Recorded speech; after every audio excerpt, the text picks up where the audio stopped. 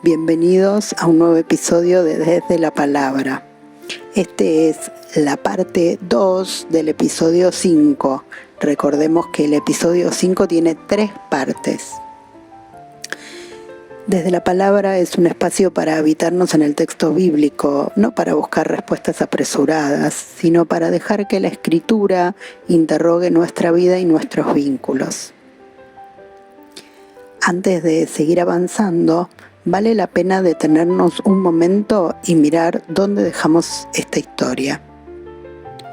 En el episodio anterior recorrimos Génesis 37 y descubrimos algo que suele pasarnos desapercibido. El pozo no fue el comienzo de la tragedia.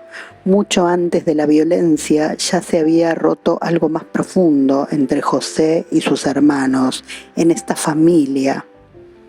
Descubrimos una familia donde el favoritismo había abierto heridas silenciosas, una conversación donde no había paz, una envidia que dejó de reconocer al otro como hermano, un padre que amaba de manera desigual, unos hermanos incapaces de hablarle pacíficamente a José. Y también nos animamos a sostener una pregunta difícil: ¿dónde estaba Dios cuando todo eso ocurrió? La Escritura no nos mostró a un Dios provocando el mal ni justificándolo. Nos mostró a hombres libres tomando decisiones profundamente injustas. Pero también empezamos a descubrir otra cosa. Dios no evitó el pozo, no evitó la traición, no evitó la venta. Sin embargo, tampoco abandonó a José. Dejamos esa pregunta abierta porque Génesis 37 todavía no permite responderla del todo. Entre el capítulo 37 y el capítulo 42 pasaron más de 20 años. La Biblia los cuenta en pocos capítulos. José los vivió día por día y hora por hora. Durante esos años perdió casi todo. Fue separado de su familia, fue vendido como esclavo, trabajó lejos de su tierra, fue acusado injustamente, pasó años en la cárcel y fue olvidado por quienes le habían prometido ayuda. Y sin embargo, en medio de todos esos capítulos, de todas esas situaciones, aparece una frase que la Escritura vuelve a repetir: Jehová estaba con José. No siempre cambiando de inmediato las circunstancias, sino muchas veces sosteniéndolo mientras las atravesaba. Tal vez ahí estaba preparando el camino que José recorrería. También estaba preparando el corazón con el que un día volvería a encontrarse con sus hermanos. Vamos a avanzar un paso más en la lectura. Si este es tu primer encuentro con Desde la Palabra, te doy la bienvenida. Mi nombre es Adriana. Este episodio forma parte de una trilogía dedicada a la historia de José y sus hermanos. Te sugiero especialmente escuchar la parte 1, Antes del Pozo, donde recorrimos las dinámicas familiares previas a la herida y cómo la violencia visible es siempre la manifestación final de un proceso mucho más largo y profundo. Cada episodio puede escucharse por separado, pero juntos permiten recorrer con mayor profundidad el camino que propone la palabra.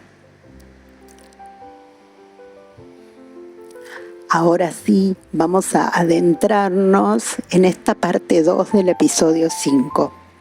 Y te propongo que leamos juntos la palabra de Dios en el libro de Génesis, capítulo 42. Te recuerdo que estamos leyendo la palabra según la versión Reina Valera 1960. Viendo Jacob que en Egipto había alimentos, dijo a sus hijos: ¿por qué os estáis mirando?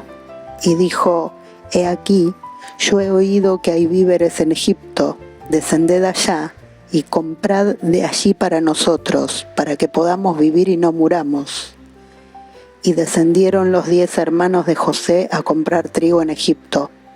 Mas Jacob no envió a Benjamín, hermano de José, con sus hermanos, porque dijo, no sea que le acontezca algún desastre. Vinieron los hijos de Israel a comprar entre los que venían, porque había hambre en la tierra de Canaán. Y José era el señor de la tierra, quien le vendía a todo el pueblo de la tierra. Y llegaron los hermanos de José, y se inclinaron a él rostro a tierra.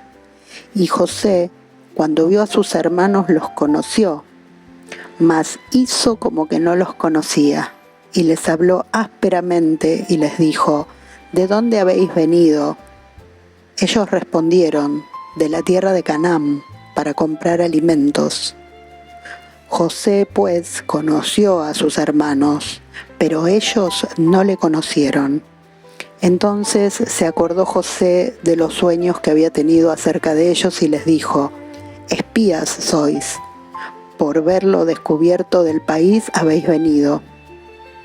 Ellos le respondieron, no, Señor nuestro, sino que tus siervos han venido a comprar alimento. Todos nosotros somos hijos de un varón, somos hombres honrados, tus siervos nunca fueron espías. Pero José les dijo, no, para haberlo descubierto del país habéis venido. Y ellos respondieron, tus siervos somos 12 hermanos, hijos de un varón en la tierra de Canaán. Y he aquí, el menor está hoy con nuestro padre, y otro no, parece. Y José les dijo, eso es lo que os he dicho, afirmando que sois espías. En esto seréis probados. Vive Faraón, que no saldréis de aquí, sino cuando vuestro hermano menor viniere aquí. Enviad a uno de vosotros y traiga a vuestro hermano, y vosotros quedad presos, y vuestras palabras serán probadas, si hay verdad en vosotros, y si no, vive Faraón, que sois espías. Entonces los puso juntos en la cárcel por 3 días. Y al tercer día les dijo José, haced esto y vivid. Yo temo a Dios. Si sois hombres honrados, quede preso en la casa de vuestra cárcel uno de vuestros hermanos, y vosotros id y llevad el alimento para el hambre de vuestra casa, pero traeréis a vuestro hermano menor, y serán verificadas vuestras palabras y no moriréis. Y ellos lo hicieron así. Y decían el uno al otro, verdaderamente hemos pecado contra nuestro hermano, pues vimos la angustia de su alma cuando nos rogaba, y no le escuchamos, por eso ha venido sobre nosotros esta angustia. Entonces Rubén les respondió diciendo, ¿no os hablé yo y dije, no pequéis contra el joven y no escuchasteis? He aquí, también se nos demanda su sangre. Pero ellos no sabían que los entendía José, porque había intérprete entre ellos. Y se apartó José de ellos y lloró. Después volvió a ellos y les habló, y tomó de entre ellos a Simeón, y lo aprisionó a vista de ellos. Después mandó José que llenaran sus sacos de trigo y devolviesen el dinero de cada uno de ellos, poniéndolo en su saco, y les diesen comida para el camino, y así se hizo con ellos. Y ellos pusieron su trigo sobre sus asnos y se fueron de allí. Pero abriendo uno de ellos su saco para dar de comer a su asno en el mesón, vio su dinero que estaba en la boca de su costal, y dijo a sus hermanos, mi dinero se me ha devuelto, y helo aquí en mi saco. Entonces se les sobresaltó el corazón, y espantados dijeron el uno al otro, ¿qué es esto que nos ha hecho Dios? Y venidos a Jacob su padre en tierra de Canaán, le contaron todo lo que les había acontecido, diciendo, aquel varón, el Señor de la tierra, nos habló ásperamente y nos trató como espías de la tierra. Y nosotros le dijimos, somos hombres honrados, nunca fuimos espías. Somos 12 hermanos, hijos de nuestro padre, uno no aparece. y el menor está hoy con nuestro padre en la tierra de Canaán. Entonces aquel varón, el Señor de la tierra, nos dijo: en esto conoceré que sois hombres honrados. Dejad conmigo uno de vuestros hermanos y tomad para el hambre de vuestras casas, y andad y traedme a vuestro hermano el menor, para que yo sepa que no sois espías, sino hombres honrados. Así os daré a vuestro hermano, y negociaréis en la tierra. Y aconteció que vaciando ellos sus sacos, he aquí que en el saco de cada uno estaba el atado de su dinero. Y viendo ellos y su padre los atados de su dinero, tuvieron temor. Entonces su padre Jacob les dijo: me habéis privado de mis hijos. José no parece, ni Simeón tampoco, y a Benjamín le llevaréis. Contra mí son todas estas cosas.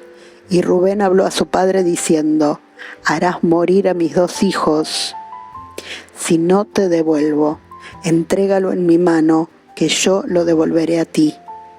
Y él dijo: no descenderá mi hijo con vosotros, pues su hermano ha muerto, y él solo ha quedado, y si le aconteciere algún desastre en el camino por donde vais, haréis descender mis canas con dolor al Seol.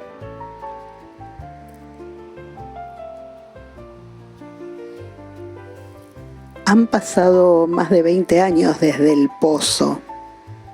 Una hambruna azota toda la región. Y Canaán no tiene reservas. Egipto sí las tiene, gracias a un gobernador que interpretó a tiempo los sueños del faraón y almacenó grano durante 7 años en abundancia. Ese gobernador es José. Jacob envía a 10 de sus hijos a comprar alimento. Decide retener a Benjamín, el único hijo que le queda de Raquel. Recordemos que con Raquel Jacob tuvo 2 hijos, Benjamín y José. José, al que Jacob cree haber perdido.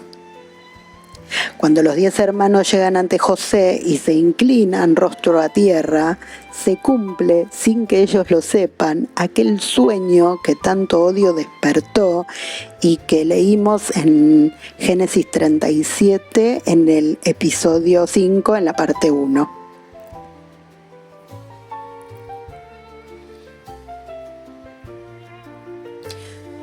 El de los manojos inclinándose ante el manojo de José. José los reconoce de inmediato. Ellos no lo reconocen a él. Y él elige, por ahora, no rebelarse. Les habla con aspereza, dice la palabra. Los acusa de ser espía. Los pone a prueba. No sabemos con certeza si lo hace por cautela, porque necesita tiempo para descubrir si estos hombres siguen siendo los mismos que lo vendieron. Lo que sí queda claro es que detrás de esa dureza hay un hombre que se aparta para llorar.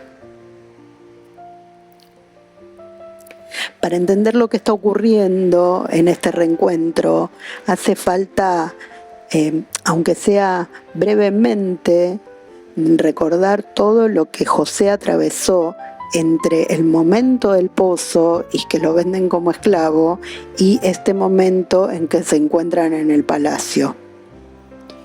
Quizás durante años José también se preguntó dónde estaba Dios. La diferencia es que nosotros conocemos el final de la historia. Él no. Él caminó durante más de 20 años sin saber que un día volvería a ver a su padre, a Benjamín o a sus hermanos. Es como nuestra vida, nosotros tampoco conocemos el final mientras caminamos. Recordemos un poco este caminar de José. Fue vendido a Potifar, oficial del faraón, y allí perdió el último resto de lo que había sido su vida, su familia, su lengua, su tierra. Sin embargo, la escritura repite una frase que sostiene todo este tramo. Jehová estaba con José. Y José era próspero por eso. No lo libró de la esclavitud, pero prosperó la obra de sus manos. Eligió servir con integridad en la casa de un extraño, sin dejar que la amargura contaminara su trabajo. Cuando la esposa de Potifar intentó seducirlo, eligió honrar a Dios antes que ceder. Y ese acto de fidelidad lo llevó injustamente a la cárcel. Hacer lo correcto no le evitó el sufrimiento. En la prisión interpretó el sueño de un copero que le prometió que iba a recordarlo ante Faraón. Y lo olvidó. El copero le promete que va a recordarlo, que va a mencionarlo ante el faraón. Y sin embargo, lo olvida durante 2 años enteros. 2 años más de silencio, 2 años más de prisión, después de tantos otros. Sin embargo, el faraón tiene un sueño que nadie puede interpretar, y ahí es cuando el copero recuerda a este prisionero que interpretó su sueño y que le dijo lo que iba a acontecer, y se lo menciona al faraón, y el faraón manda a buscar a José. Cuando José finalmente interpreta los sueños de Faraón, es elevado a gobernador de todo Egipto. Pero lo verdaderamente extraordinario no es que José haya llegado al poder, es quién llegó al poder. No llega a ese lugar un hombre consumido por el resentimiento, sino alguien que todavía es capaz de ver, de servir y de confiar. Dios no solamente estaba cambiando las circunstancias de José, Dios estaba formando su corazón. Si lo hubiera llevado directamente del pozo al palacio, José habría tenido poder, pero no habría tenido un corazón preparado para lo que estaba por vivir. Dios no evitó el dolor. Dios tenía que forjar algo en José. Dios no evitó el dolor, pero tampoco permitió que el dolor terminara gobernando el corazón de José.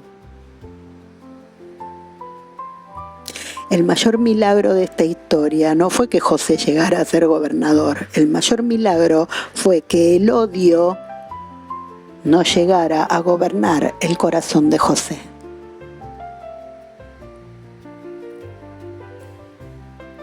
Dice la palabra: José pues conoció a sus hermanos, pero ellos no le conocieron. La escritura marca esta asimetría, esta diferencia con toda claridad. No es un simple detalle narrativo. ¿Por qué no lo reconocen? No es solamente el paso de los años, ni la ropa egipcia, ni el idioma. La razón por la que no lo reconocen es más honda. En Génesis 37, para ellos, para sus hermanos, José nunca había sido del todo una persona. Era el soñador, el favorito, la amenaza. Habían dejado de reconocerlo como hermano mucho antes de venderlo. Cuando alguien deja de ser visto como persona, después resulta casi imposible reconocerlo, aunque esté delante de nuestros ojos. José, en cambio, a pesar de todo lo que le hicieron, de todo lo que vivió a causa de las acciones de sus hermanos, conservó la capacidad de ver personas. No dejó que el daño recibido le arrancara esa mirada. Hay ojos que dejan de reconocer porque el resentimiento los va velando, y hay ojos que vuelven a reconocer cuando Dios empieza a sanar el corazón. ¿A quién dejaste de reconocer hace tanto tiempo que ahora, aunque tengas enfrente a esa persona, ya no podrías verla con claridad?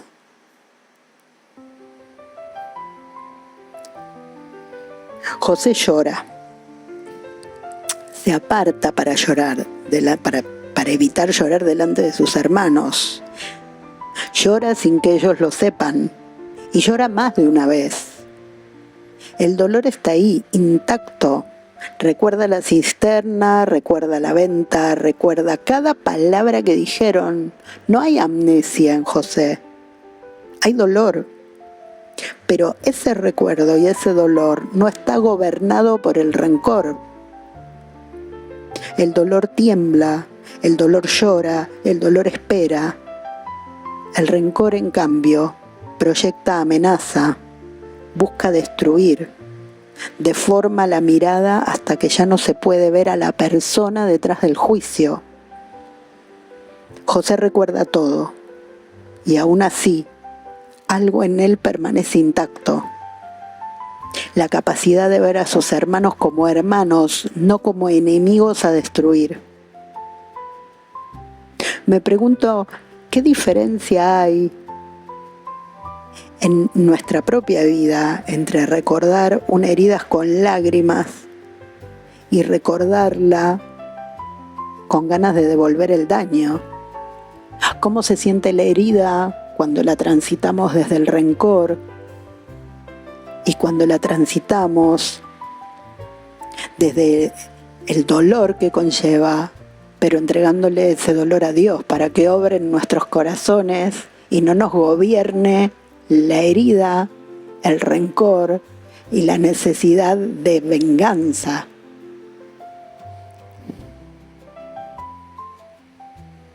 Entonces ocurre algo que lleva 20 años esperando ser dicho.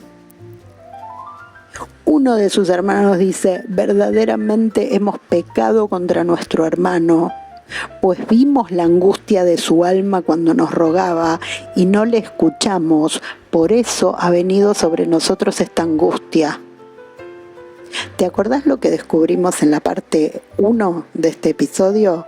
Los hermanos vieron durante años el luto inconsolable de su padre y ninguno dijo nada, y esto es algo que nos dejó conmovidos, movilizados. Ese silencio sostenido durante 2 décadas se rompe bajo presión. Se rompe cuando ellos mismos empiezan a probar lo que es el miedo y la injusticia. Rubén, el hermano mayor, el que había intentado salvar a José, agrega su propia carga. He aquí también se nos demanda su sangre, dice. La culpa que se calla no desaparece, simplemente espera. Muchas veces a que las circunstancias la obligan a salir. ¿Qué culpas callamos? Me pregunto, ¿qué culpas estamos callando hoy, esperando que el tiempo las disuelva en lugar de decirlas? ¿Qué culpas no nos atrevemos ni siquiera a decírselas a Dios en la reserva de nuestra habitación cuando oramos? Ni siquiera entre Él y nosotros, aunque sabemos que Él sabe todo y ve todo de nosotros. Pero, ¿qué culpas ni siquiera se las mencionamos y se las entregamos a Dios? ¿Qué culpas, qué tristezas, qué angustias, qué sentimientos que nos dan vuelta durante todo el día y no nos permiten tener paz en nuestros corazones, en nuestro interior? No le entregamos a Dios. Sabemos que está ahí y no se las mencionamos a Dios.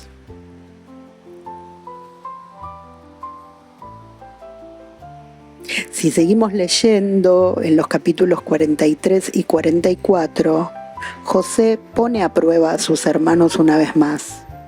esconde su copa de plata en el costal de Benjamín y amenaza con quedarse con él como esclavo.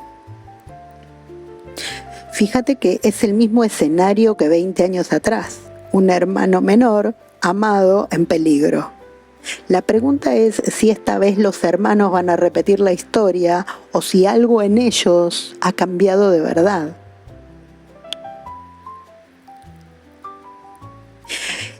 ¿Y qué es lo que ocurre? Se adelanta Judá. El mismo Judá, este hermano que en Génesis 37 propuso venderlo, se adelanta y dice: te ruego por tanto que quede ahora tu siervo en lugar del joven por siervo de mi señor, y que el joven vaya con sus hermanos. Porque ¿cómo volveré yo a mi padre sin el joven? No podré, no por no ver el mal que sobrevendrá a mi padre. El hombre que una vez ayudó a vender a un hermano, ahora ofrece su propia libertad para proteger a otro. José amenaza la libertad de Benjamín una vez que es llevado ante él. Amenaza con quedarse con Benjamín como esclavo, y el mismo Judá que propone venderlo es el que le dice: quédate conmigo como esclavo, yo te ofrezco mi vida, pero a Benjamín déjalo volver con mi padre. Porque se le hace insoportable la idea de que ese padre sufra la pérdida de su hijo menor. En la parte 1, Judá dijo: vendámoslo. Casi así como al pasar, sin importancia, hablando de José. Ahora dice: me quedo yo. Es exactamente el mismo hombre, pero hay algo en él que es completamente distinto. Porque el mismo hombre que un día entregó a un hermano para salvarse, ahora ofrece su propia vida para salvar a otro hermano. ¿Qué pedirá Dios de cada uno de nosotros para convertirnos como Judá en una persona que hoy ofrece lo que antes se negó a dar? ¿Qué te está pidiendo Dios para que te conviertas en alguien que puedas ofrecer aquello que antes te negaste a dar?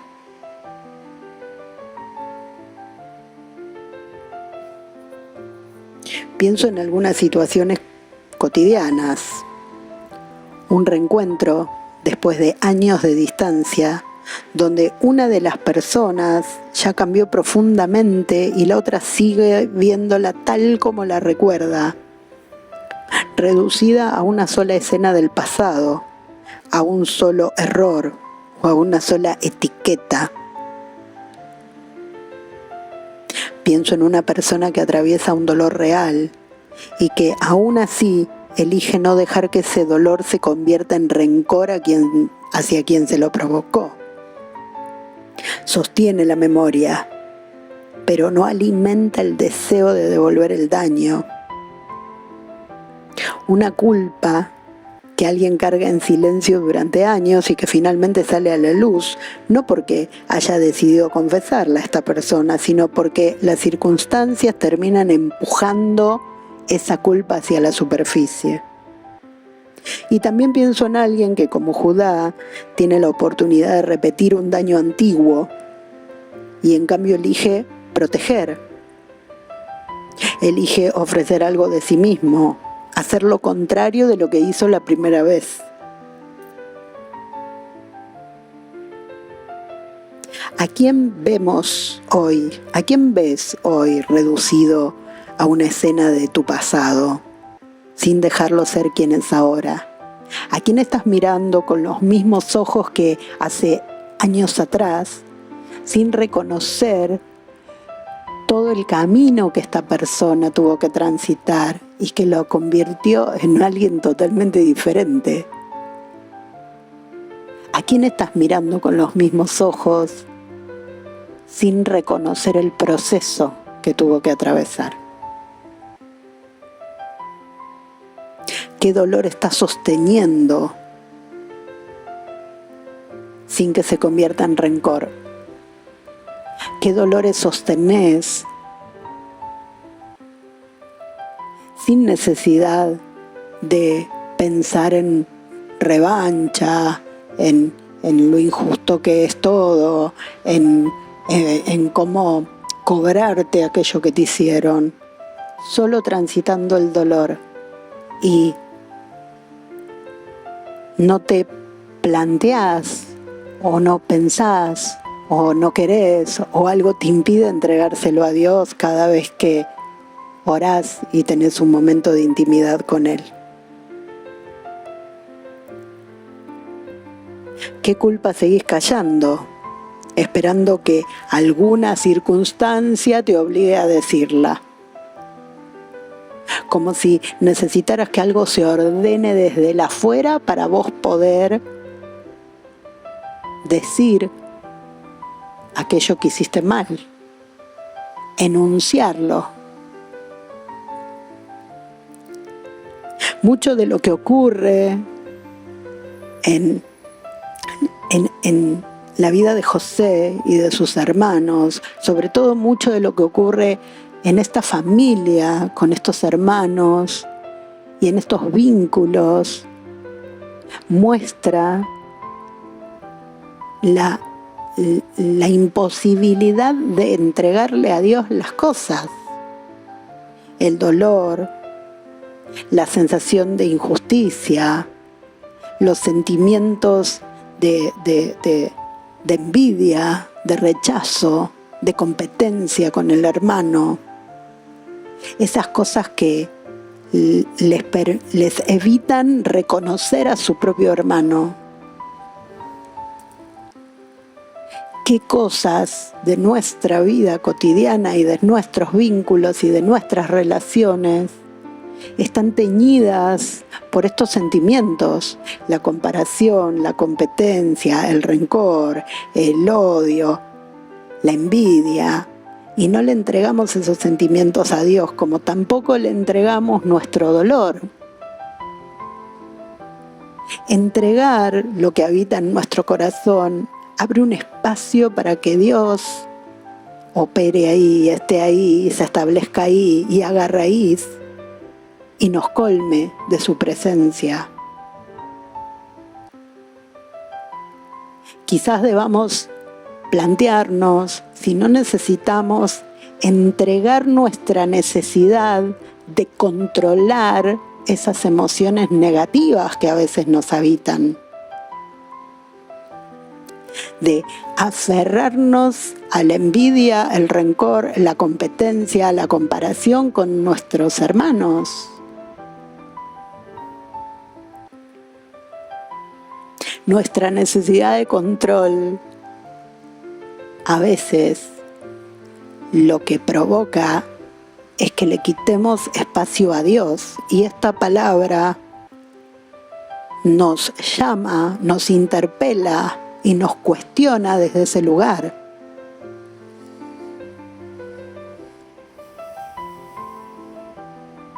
Para estos días te invito a guardar una frase en tu corazón. Una frase que tiene que ver con esto. El dolor recuerda. El dolor recuerda. El resentimiento deja de reconocer. Pensá en José, pensá en sus hermanos, pensá en estos vínculos. El dolor recuerda. El resentimiento deja de reconocer, no te permite reconocer al otro. Vamos a recordar, ¿sí?, esta frase junto a la que trajimos en la parte 1 de este episodio 5. No podían hablarle pacíficamente. ¿Te acordás que esta fue nuestra frase para pensar? No podían hablarle pacíficamente, porque el dolor recuerda, pero el resentimiento deja de reconocer. No hay paz en ningún diálogo donde manda el resentimiento, donde manda la competencia, donde manda la comparación, donde manda la envidia. No es posible establecer un vínculo, un diálogo o un intercambio desde la paz.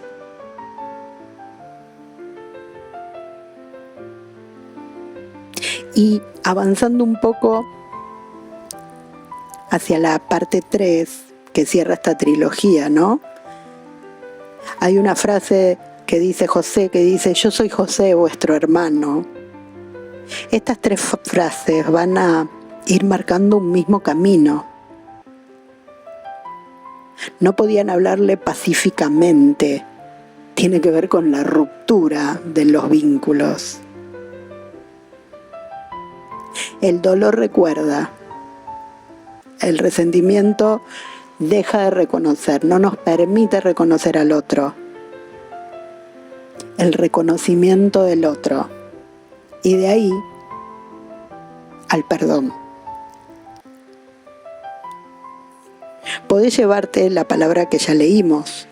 José, pues, conoció a sus hermanos, pero ellos no le conocieron, dice Génesis 4:8. Cuando sientas que alguien no logra reconocerte o que vos no podés reconocer a otro, recordá que el reconocimiento verdadero no depende solamente de los ojos. El reconocimiento verdadero depende del corazón.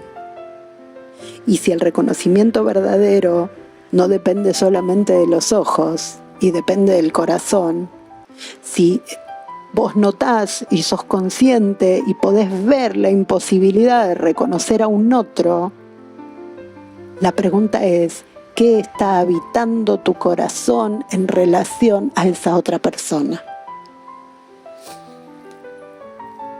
Quizás eso es algo que en el silencio de la oración, en tu encuentro con Dios, tengas la oportunidad de sincerar, de aceptar y de trabajar.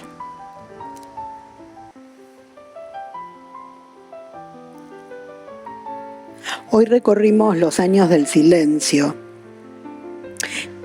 Descubrimos que no fueron años vacíos. Dios estaba formando en José un corazón capaz de recordar sin odiar. Elegimos para este episodio 5 Génesis 37 y Génesis 42 al 45. Esta segunda parte es Génesis 42 hasta Génesis 44. Siempre te vamos a invitar a volver a la palabra para poder vos, en tu encuentro con la palabra, en la lectura de la palabra, reconocer cómo Dios obra en la vida y en el corazón de José en este caso, y cómo se ve el cambio que obra en los corazones de sus hermanos.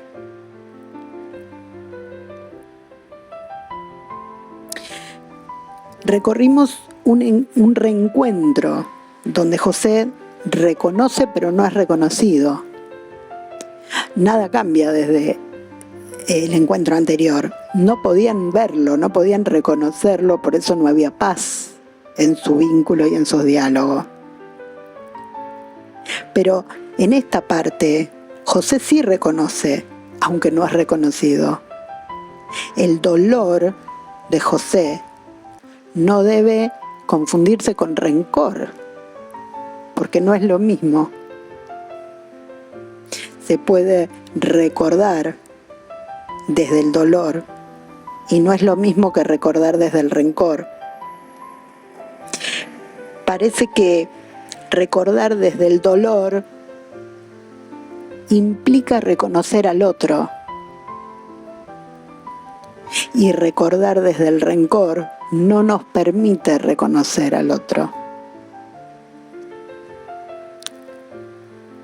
En este encuentro entre José y sus hermanos, pudimos ver una culpa que fue callada durante 20 años y finalmente encuentra palabras.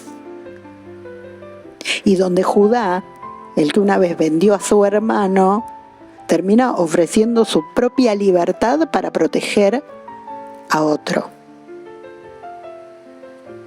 Todavía no hay revelación, todavía José no ha dicho yo soy vuestro hermano en esta parte.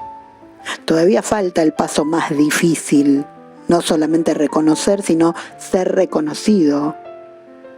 Y que la verdad completa pueda decirse finalmente, todavía nos falta eso. Lo que tenemos hasta ahora y la única certeza que tenemos a través de lo que la palabra nos transmite es que es real al contemplar la vida de José lo que dice la palabra, Jehová estaba con él. Y José era próspero. Y vos me vas a decir, pero si era esclavo, si estuvo preso, si se olvidaron de él durante 2 años, ¿cómo vas a decir que era próspero? ¿Cómo vas a decir que Jehová estaba con él? Jehová estaba con él. Y José era próspero. Y parte de lo que nos revela esta palabra es descubrir dónde estaba Dios, que en el encuentro anterior vimos que Dios evitó que lo asesinaran, que no evitó la maldad, las malas decisiones, el odio y el rencor en sus hermanos, hombres libres de decidir, pero definitivamente torció un destino que llevaba a José a la muerte.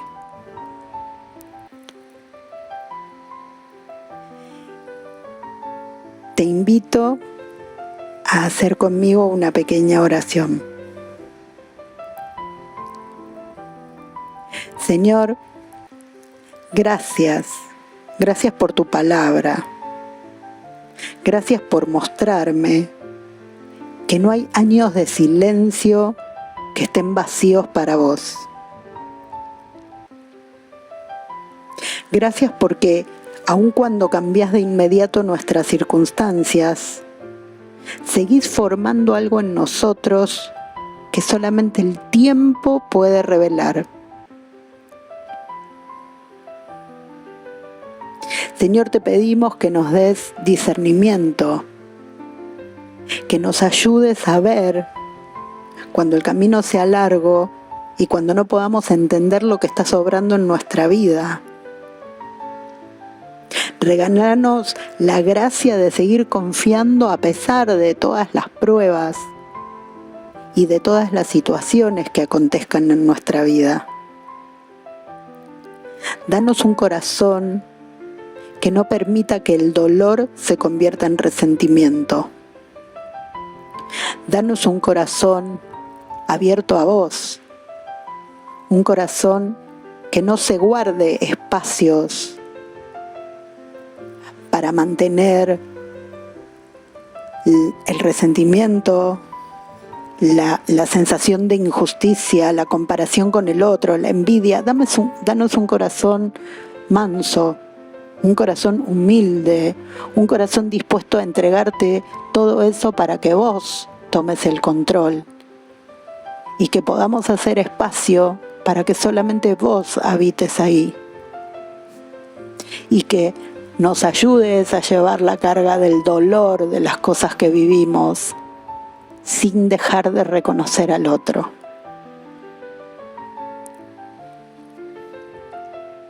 Danos, Señor, la posibilidad de aprender de tu palabra a esperar mientras vos seguís obrando en silencio. Danos, Señor, la posibilidad de aprender de tu palabra cómo encontrarte en las cosas cotidianas durante esta espera. Ayúdanos, Señor, a distinguir el dolor del rencor, que podamos recordar nuestras heridas sin que el recuerdo se convierta en deseo de destruir a quienes nos lastimó.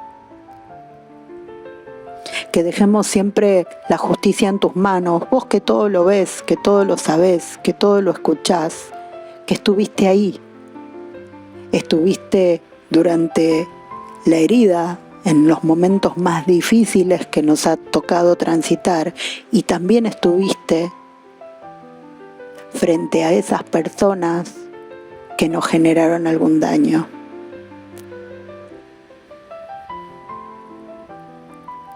Para quienes cargan hoy la culpa de llevar algo callado durante años, te pedimos, Señor, que les des valentía para decir lo que tienen que decir. Y te pedimos también un corazón dispuesto a escuchar esas cargas sin condenarlas.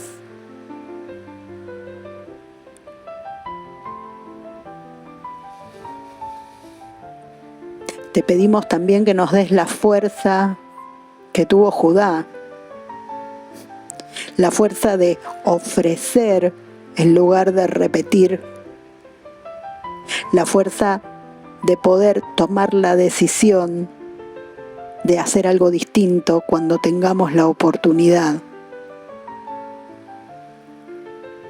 El discernimiento para poder identificar la oportunidad de hacer algo distinto y esta vez hacerlo conforme a tu voluntad, a tu amor. Te pedimos, Señor, paciencia y claridad para aquellos que están distanciados de vínculos donde hubo rencor, donde hubo comparación, donde hubo situaciones de desamor y de violencia, y que cuando llegue el día del reencuentro, si es que vos así lo querés, hace que podamos mirar con tus ojos, con los ojos del recuerdo, con los ojos del dolor, pero no con los ojos del rencor.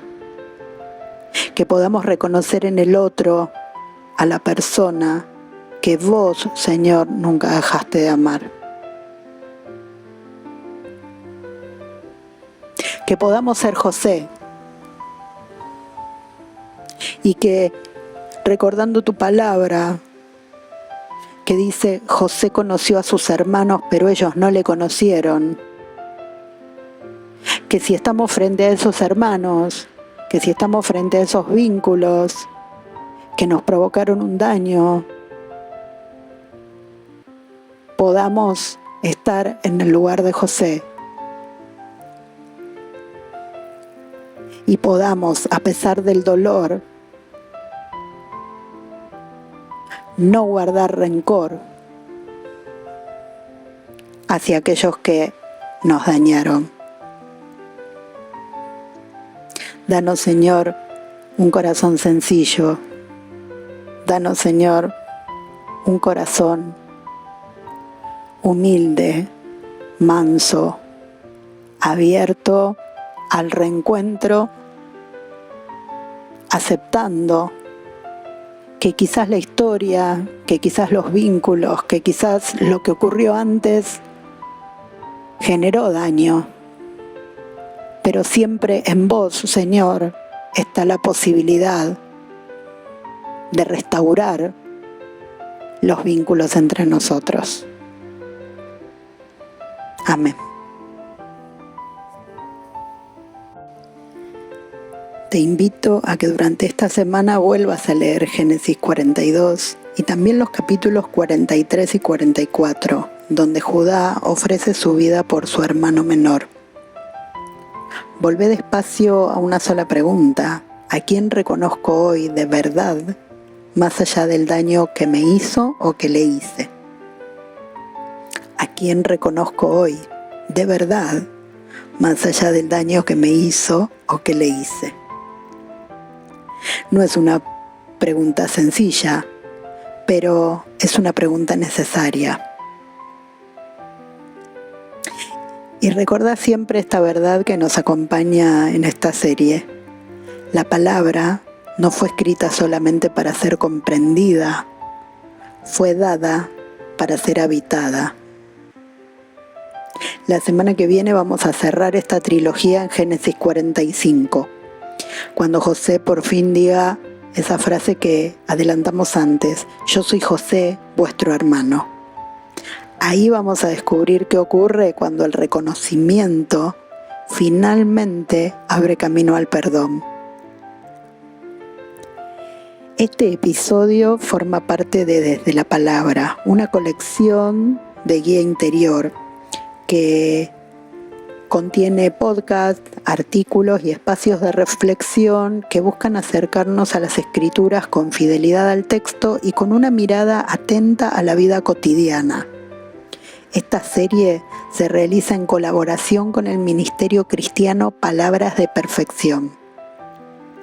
Si este episodio despertó nuevas preguntas, cada podcast cuenta con un cuaderno de estudio especialmente preparado para acompañar la lectura bíblica con el contexto, las preguntas de reflexión y una propuesta para seguir meditando la palabra durante la semana. Si querés recibirlo, escribinos. Con gusto te lo vamos a facilitar. Podés encontrarnos en YouTube, Spotify y TikTok y leer nuestros textos en Blogger, Desde la Palabra, Guía Interior.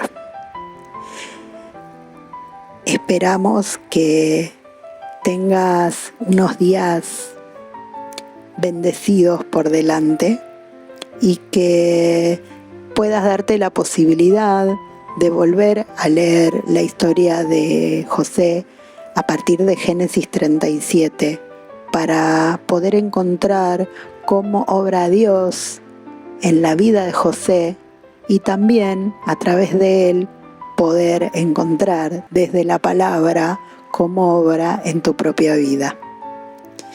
Nos encontramos en la parte 3 final de esta trilogía del episodio 5. Hasta entonces, bendiciones.